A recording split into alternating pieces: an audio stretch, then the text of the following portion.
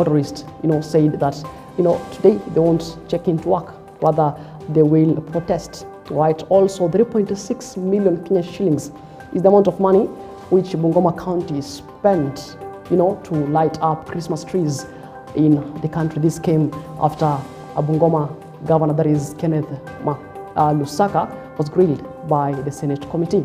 Now we've got that and much more lined up for you. And our sign language interpreter tonight is Laura Mondi. My name is Macharia. Stay with us for the next couple of minutes, even as we unpack what we've got in store for you this particular evening. Now, EBN Prime Edition starts now.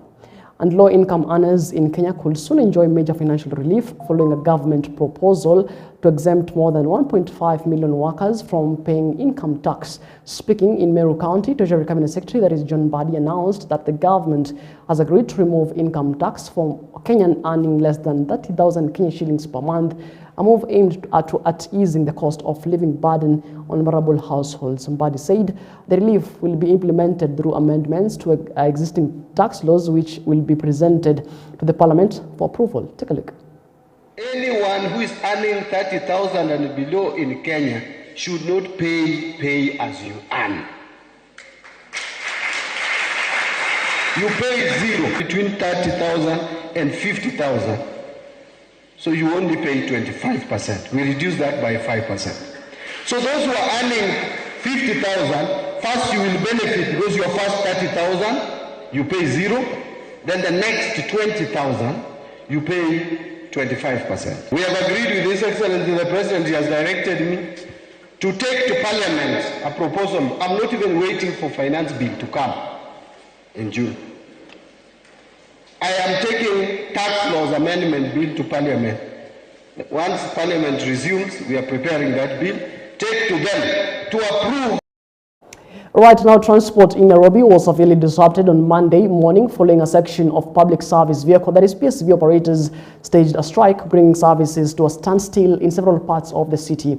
Hundreds of commuters were left stranded as striking PSV operators blocked major routes by parking their vehicles along key roads, causing long queues at bus stops and significant traffic congestion. The operators, who had announced the strike on January 28th, cited growing hostility and insecurity targeting public transport, including the alleged touching of their vehicles by border riders. They accused the government of failing to address their safety concerns, prompting the industrial action.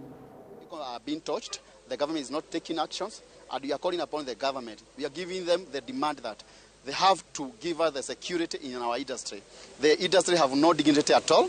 If any border or any hooligan can take and lead a vehicle at any given moment without any action taken against him. So we are calling upon the government to give us the security, and you are demanded by fire, by force. With all means, we shall make sure that our industry is being dignified. Na hii mgomo sio ati ni kuhusu matatu, ni kuhusu gari zote Kenya mzima zile. Kwa sababu mkiangalia asua serikali zimechomeka, sio matatu peke yake. Kuna matorera zimechomwa, kuna personal zimechomwa.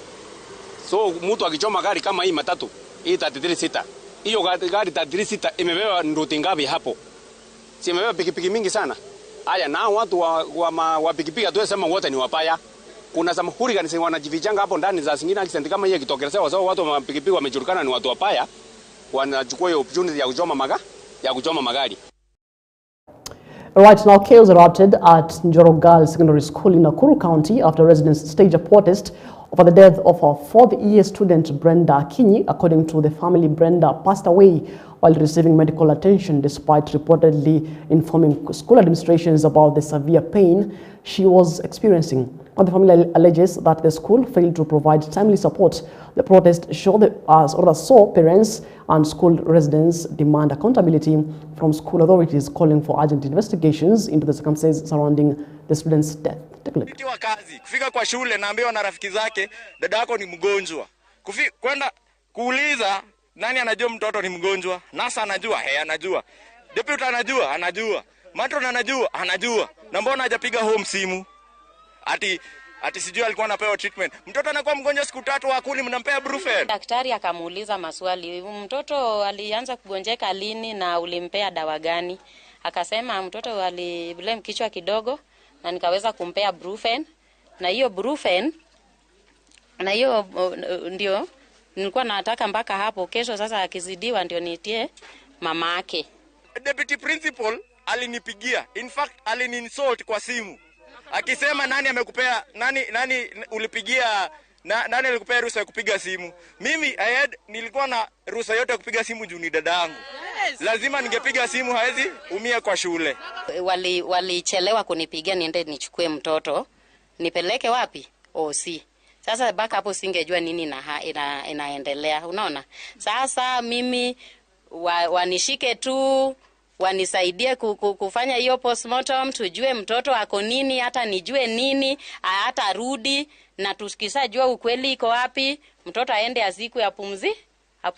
Right, now listen to this other story where Bungoma County is under scrutiny after it emerged that 3.6 million Kenya shillings was spent on lighting the county's Christmas tree.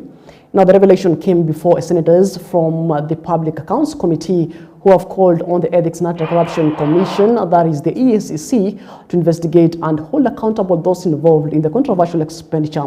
In addition to the Christmas tree spending, Governor Ken Lusaka faced tough questions from the committee over the stalled construction of Masinde Muliro Stadium, a project that has faced significant delays despite its scheduled completion deadline passing. 3.6 million for Christmas tree celebration in September, and the money remains unaccounted for. You see, that's the worst thing.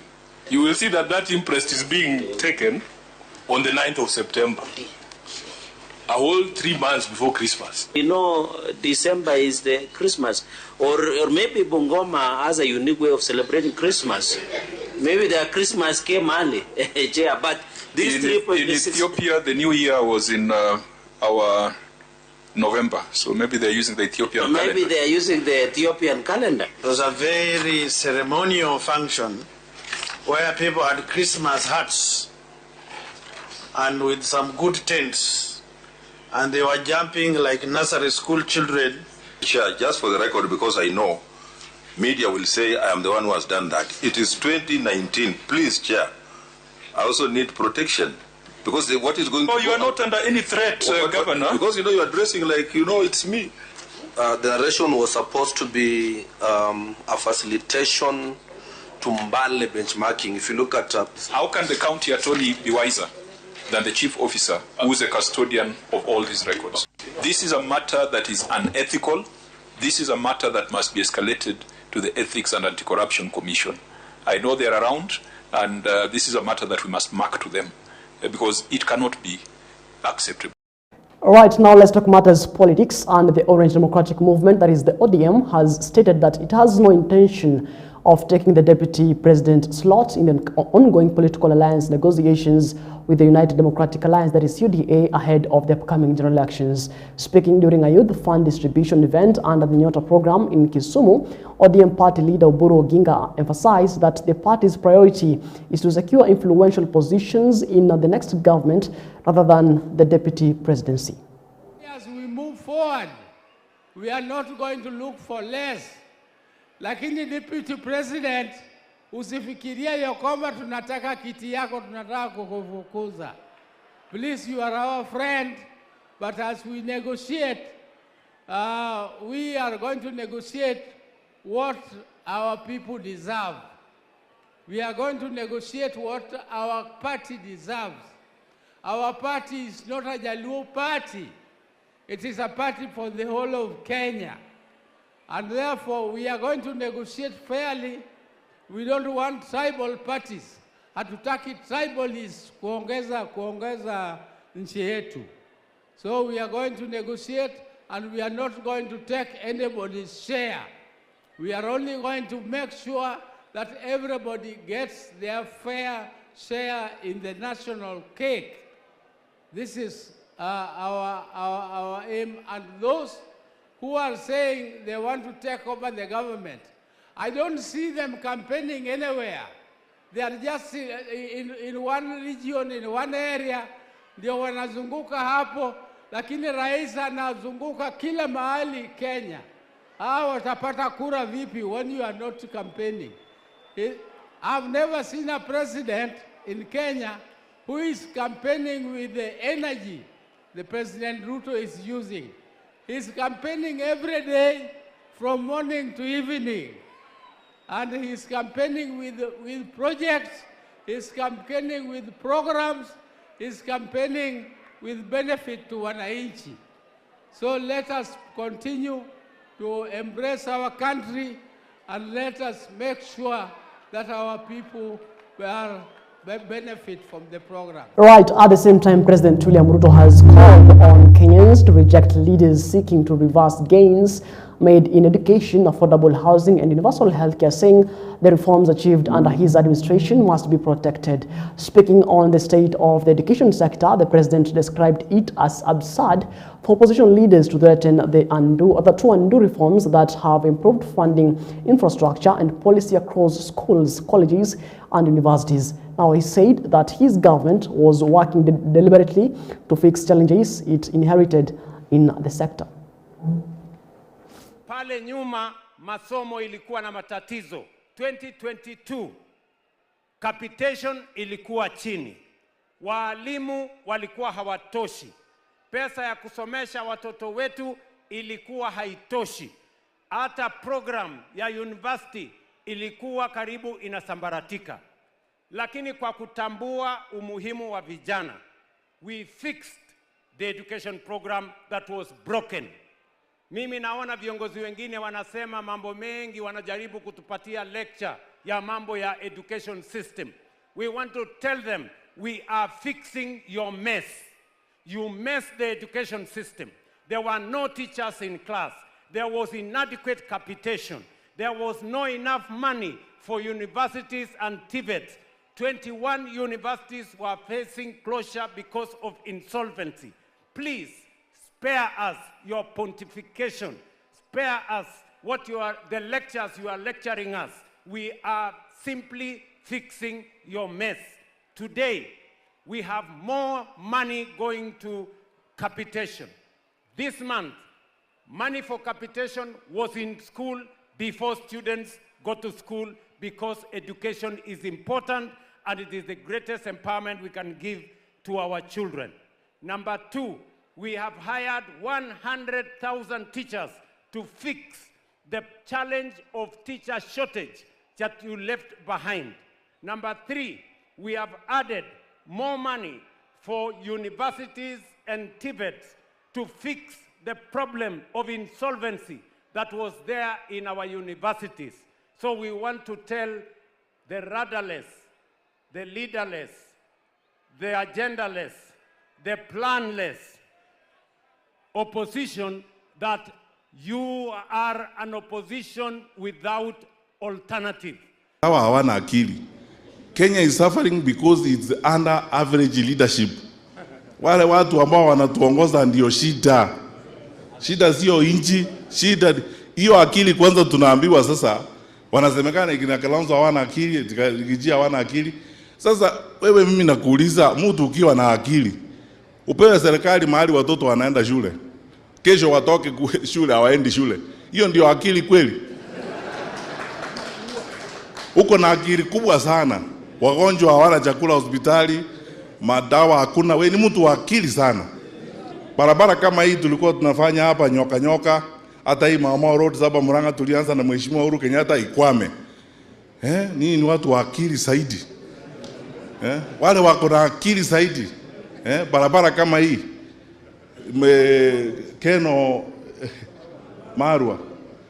When we were in government, this plan tulikuwa, I was the chairman of the government projects when we were in government. We were saying hii ni kitu ya kumalizika in 2 years tumaliza. Right, still on matters politics, Kakamega Deputy Governor Ayub Savula has announced his intention to contest for the county governorship on a United Democratic Alliance, that is UDA ticket.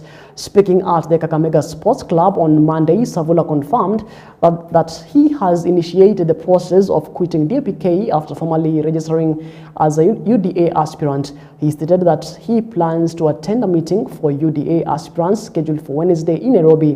Savula who was also accompanied by Shinyal Member of Parliament, that is Fred Ikana, who expressed support for the Deputy Governor's political move. Safari yangu ya kuhama officially chama cha DAP imeanza. Tayari nimejiandikisha kama mgombezi wa kiti cha ugavana kaunti ya Kakamega. Hiyo safari imeanza officially. kwa sababu tunajua ODM na UDA watafanya kazi pamoja, na hiyo maneno ya alliance ya kina Munyoro na DAP, mimi siko ndani. Mimi nitasimama na president wangu William Samoei Ruto. There is nothing about zoning. Watu wote tunawakaribisha wakuje wagombee viti kwa chama chetu cha UDA. Ikifikapo mwaka wa 2027, mwaka wa 2027, tutakuwa na marafiki wengine ambao pia watakuja kuungana pamoja na sisi, aidha kupitia kwa muungano ama kwa mseto. Sisi tutawakaribisha wakati huo. Right, moving on, Kisii County Commissioner Macharia has raised serious concerns over the rising cases of suicide, defilement and family disputes in Kisii County, calling for urgent collaboration among stakeholders to curb the growing social crisis. Speaking in his office during a courtesy visit by members of the Nyanza Western Kenya Caucus of Internally Displaced Persons, Macharia said the county is witnessing an alarming increase in harmful social practices that are threatening community stability and the well-being of families. Now, the county commissioner also pointed out that land-related disputes are increasingly fueling family wrangles, further deepening tensions within households and the wider community. Now, he warned that many of these conflicts are now being handled secretly outside the formal justice system. Sema tu I've realized in Kisii kuna challenges nyingi. Biggest problem Kisii, mimi napata cases za suicide ni nyingi. Sijui kwa nini, hiyo lazima tuangalie. I think those are cultural problems. Cases za defilement bado ziko zinapatikana kwa wingi. So ni social ills ambazo tuko nazo, lazima tujaribu kuangalia tuzirekebisha. But when it comes to ile insecurity, ati ni majambazi, ni watu wanaua ama people are armed nini na nini, hakuna. We have other problems, na ni conflicts za mashamba, family issues. But hiyo mnajua kwa sababu ardhi inapungua na watu wanazidi kila siku.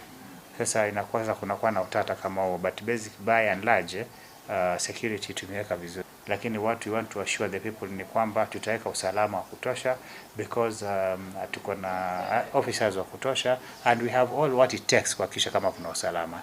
If you look at watu wa Kisii, you know, usalama saizi unapatikana, si ndio? The place is very much peaceful. Because ukiona vyaelea jua vimeundwa, sio kwamba ati umepatikana tu, kwa sababu the agents of security wale ambao wako kwa ground wanafanya kazi zao vizuri.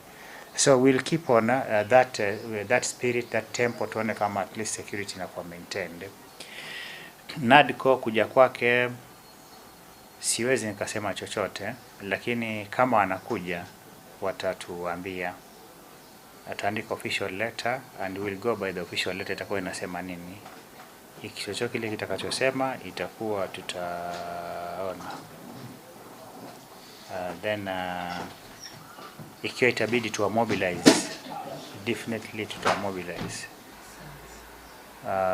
Mmechukua hatua kubwa sana kutoka kujipanga mwanzo nyinyi wenyewe, kuweza kutafutana mpaka mkajuana, alafu mkaja pamoja kama kikundi, mkaweza kuketi hiyo miaka yote bila kuvurugana, na mkaweza kuenda mpaka mkaweza mkaweka petition kwa bunge. Hiyo petition ikasikilizwa na mkatengeneza report. Sasa out of that report mnatarajia labda kitu. So hiyo si kazi ndogo, it requires a lot of leadership. Si kazi rahisi, especially 7 counties. Na saa nyingine hakuna facilitation, hakuna usaidizi, hakuna nini kupanga watu mpaka kwa pamoja. Lakini kabla nyinyi wenyewe mnafuatilia na mnasema kama kuna matumaini makubwa. Sio ile there is a light at the end of the tunnel. Mnasema there is a bigger light even without the tunnel now. Iko mko na matumaini. Sisi tunasikiliza tu kama county commissioners, tunajua watu wengi pale mwanzoni mambo matatizo yalipoanza walilipwa na deputy DCs then. Now, Migori County farmers are said to benefit from a new environmental and income-generating program that will pay them for planting and nurturing trees to maturity in a move aimed at boosting livelihoods while protecting the environment. The initiative, which will roll out over the next 3 months, targets 10,000 farmers across the county and seeks to increase tree cover while creating a sustainable source of income for local communities. Now, the program is being implemented by the tree company Trico Fund under its People Planet Profit model, which combines environmental conservation with poverty education. Through the project, farmers will receive financial rewards for successfully growing and maintaining trees, encouraging long-term care and environmental stewardship. Take a look. It's a project that we have really planned to do. It's called Trico, tree company that we are sitting in Migori County. And the tree company, basically, many people are investing in what we call planting trees. But we think that people in Migori must be creative and go into what we call growing trees. The challenge for growing trees is that nobody takes care of those trees because there's no incentive for people to take care of the trees once they have been planted. So this initiative is the initiative that brings incentivized resources to be able to support farmers to take care of the tree until maturity. So basically, farmers are taking whichever amount of trees they can be able to grow in their small pieces of land. The desirable amount to be taken by any farmer is 365 trees, but we're making exceptions that some farmers can take even less, 50 to 100. You put it in your farm, then the partners that we have here through Trico pay the farmers here at least $1 if you may, or 10 shillings if you may, $1 every year or 10 shillings every month for the tree that has survived. So if your tree survives, you get paid for it. If your tree dies, you don't get paid.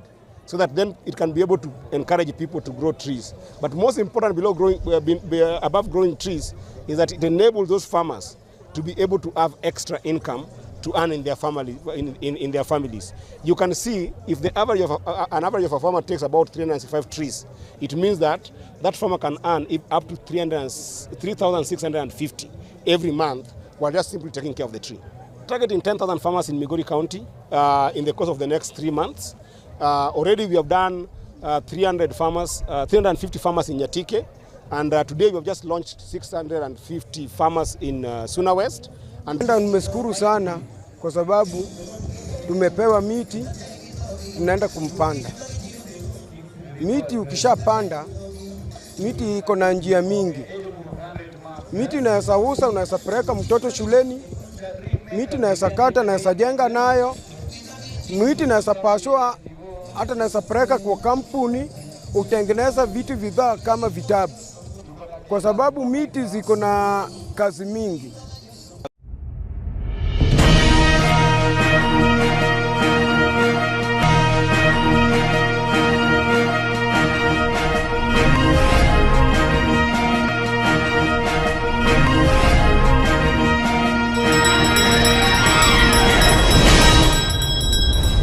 Right, moving on in the world of business, Kenya has taken a major step towards boosting its industrial growth with the launch of the first Isuzu MUX vehicle assembled locally using domestic components at the Isuzu East African Assembly Plant in Nairobi.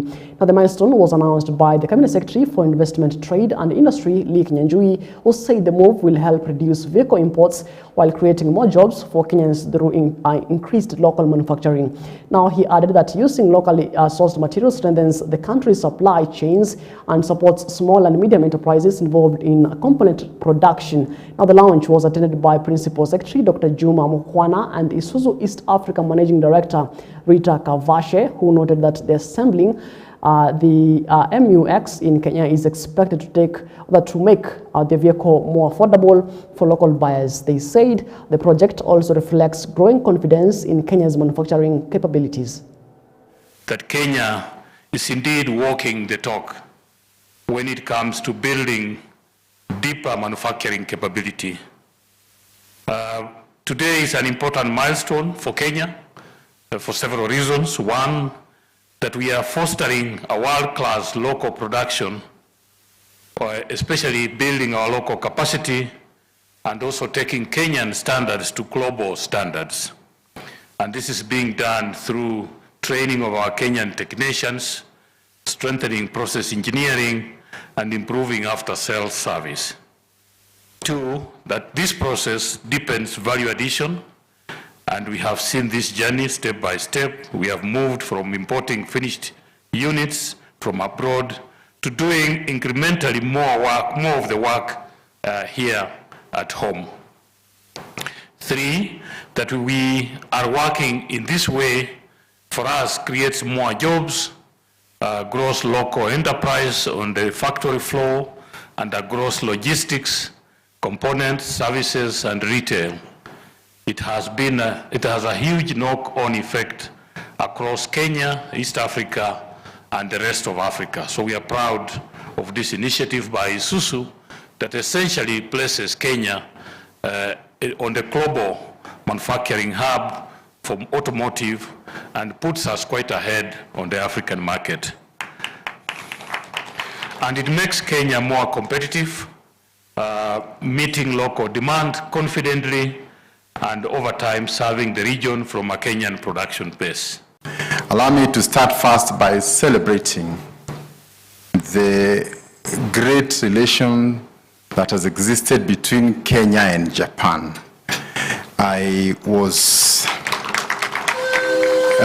just discussing with the ambassador today, and the number of investors from Japan who have come in the last 2-3 years is quite phenomenal. And the expansion of this particular facility is also testimony of where we want to go. Earlier last year, we did visit Japan with the president, and among the many things we signed were deals that are going to expand the auto industry. So we believe we have a long way to go. Today we've gathered here at Isuzu East Africa for the launch of a locally assembled Isuzu MUX 7-seater SUV. This is a great milestone for Kenya because this is the first place in the world to assemble the Isuzu MUX outside of Thailand. While still on the economic front, at least 3,000 youth in Kenya have been facilitated to acquire digital jobs over the past 3 years, ranging from online freelancing to digital training, broadcasting, and telecommunications. Principal Secretary Stephen Isaboke has revealed. Now speaking to the media during the visit to the Jitume Digital Hub at Kisii National Polytechnic, PS Isaboke said the initiative has created new opportunities for young Kenyans to gain skills in the fast-growing digital economy. He noted that at least 400 youth are currently benefiting from digital skills training at the hub, which is equipped with 100 computers and provides a hands-on learning environment for participants. Pillars of the current fifth administration of President William Ruto is actually digital superhighway and creative economy. That digital superhighway had a national target and a local implementation expectation. Nationally, we were targeted to roll out 100,000 kilometers of cable and also open digital hubs in 1,450 of the county ward rep level across the country. And in addition to that, His Excellency the President also committed 25,000 free Wi-Fi again across the country. In terms of the local implementation of that lofty vision, which was set by His Excellency the President, in Kisii County, the best example, because sometimes you talk and people say, but we haven't seen it. The best example is the Jitume Center here that we were in. This center is got 100 computers. This center processes shifts of 100 students per shift, and shifts can be anything 2 to 4 hours, and in a day they can shift maybe 3 to 4 shifts in a day. And what I'm told now from the center manager, those are numbers I'm given, they've trained nearly 380, almost 400 students who have actually learned and graduated.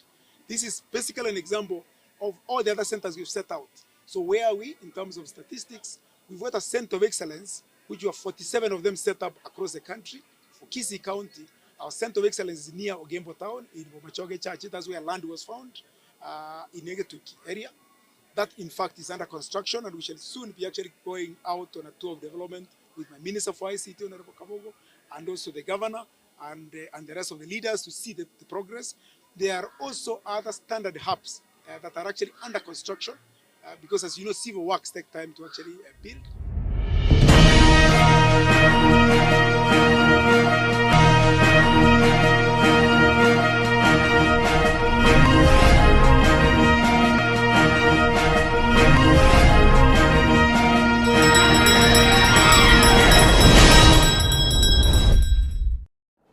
Right now, let's take a look on what's happening in the world of sports.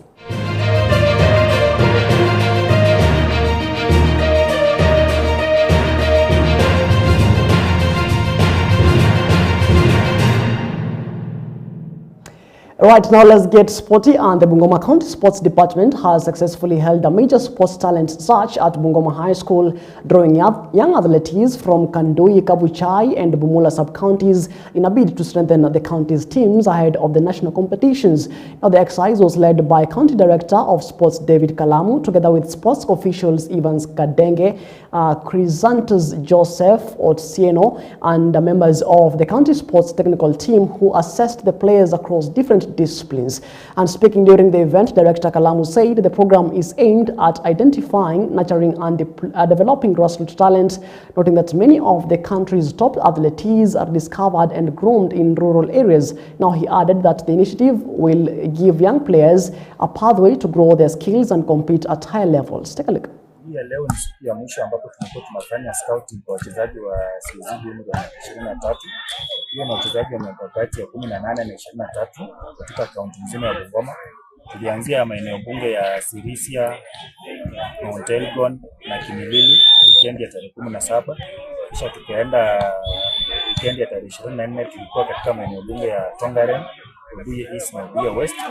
Leo weekend ya tarehe 31 tunamalizia hapa maeneo bunge ya Kabuchai, Kandoi na Bumula ili tuweze kupata vipaji ambavyo viko mashinani kati ya umri wa miaka 18 na 23, tuweze kuunda timu ya kaunti ambayo itaakilisha kaunti katika michezo za KISA Games. KISA inamaanisha Kenya Youth Inter-County Sports Association, ambayo zitakuwa kati ya tarehe 11 na 19 mwezi wa 4 katika jimbo la Laikipia. Kwa hivyo tunasema kwamba tuko na talanta nzuri sana humu Bungoma. Wakati tumezunguka tumeona vijana wengi wako na vipaji lakini hawajakuwa na ule uwezo wa kukuza vipaji zao.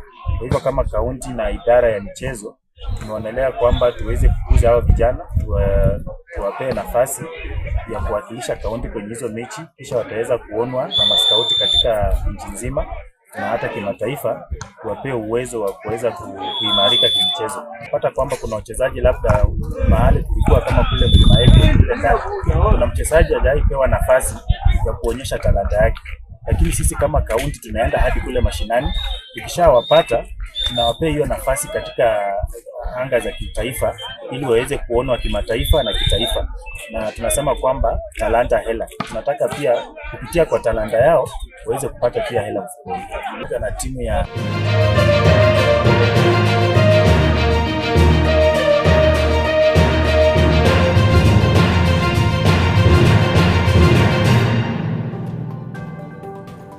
Right, it is exactly 31 minutes past the top of the hour. You're now up to speed with what's making headlines from across 47 counties and, of course, in the world of sports as far as news is concerned. Thank you so much for, of course, keeping us company until this particular minute. And I was joined by Laura Omondi on the sign language interpretation. And my name is Macharia, and of course, on behalf of the entire team that made this particular broadcast a success, nasema asante sana, and of course, love yourself a lovely night. And as always, let's do this again when God says we do.